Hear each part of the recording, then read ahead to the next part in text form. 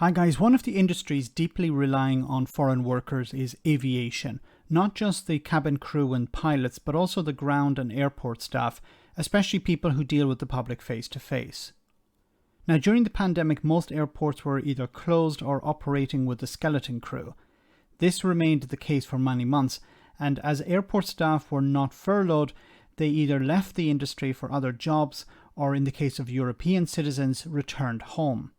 Now, all parts of the aviation sector, including airports, are struggling with staffing problems. But how much of this is due to Brexit?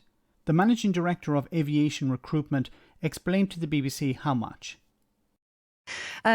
So you're looking to recruit. How do you start that whole process? How do you go out and find suitable candidates? Well, we've been helping the aviation industry for over 20 years now, so we do have a very good process map in place on how we actually go and source talent. It all starts where you have to continuously have an open book policy where you are interviewing, sourcing, selecting candidates on a regular basis and putting them into what we call talent pools and completing security clearance checks as you've interviewed those individuals. Now, the problem you've actually got, people don't actually are aware that on some vacancies in and around the airports, which you would class as not very popular vacancies, you have a rate of where you could interview individuals and lose nearly 40% of those interviewed individuals from the time of you had your interview to the time an individual picks up their airside pass, just because of the nature of the role. What kind of role are you talking about there? We're talking about aircraft cleaners, we're talking about terminal cleaners, we're talking about the roles where there's a high volume requirement, but the UK public really don't want to perform those duties. What about? And there we have it once again, the idea that many people in the UK don't want to do these jobs. They're not very well paid, but also the work is uncomfortable work. It's backbreaking. It's dirty. It's dusty. You know, you're cleaning around an aircraft.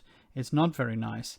And that's one of the reasons why over the last number of years, until recently, these jobs were done by foreigners because nobody else wanted to do them.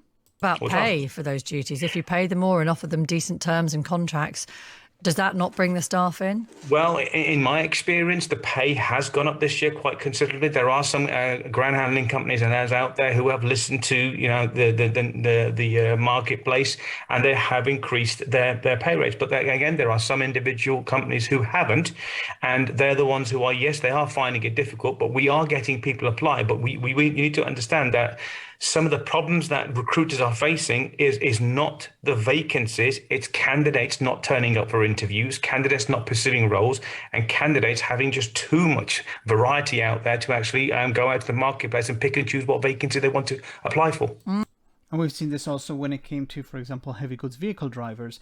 The industry was begging for them, and people had a chance to pick and choose. And of course, the larger operators can afford to pay more, but the smaller ones can't. And, you know, we're not just talking about aircraft here. We're not just talking about airports. We're talking about agencies and small companies, maybe cleaning companies, that are competing with each other to provide services to the airport. And, you know, if you have a smaller company, maybe you can't afford to pay higher wages. So you'll end up closing because you can't win these contracts because somebody else who has deeper pockets can outbid you and just pay their staff a bit more. Is Brexit impacting on all of this at all? Massive impact. Pre-COVID, recruitment was always a problem within the aviation industry, but what we did have, we had a European workforce that we could actually include in our recruitment process and recruit candidates with the relevant skills and experience.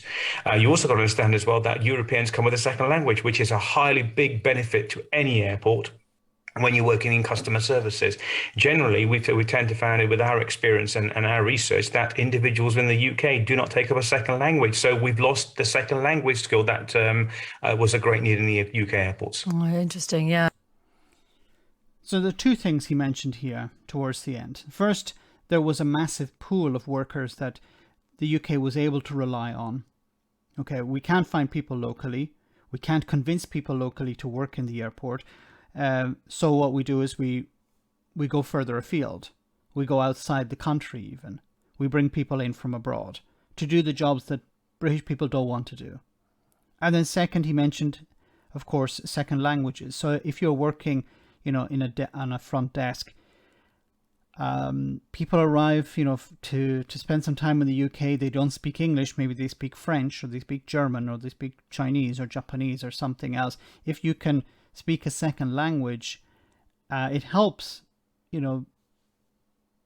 deal with customer problems, for example. And the fact that the UK, Boris Johnson's government, has ended freedom of movement, it makes it more difficult for the airports to recruit people from abroad who have a second language. Yes, there are British people, of course, who have a second language, but many of them probably don't want to work in those jobs.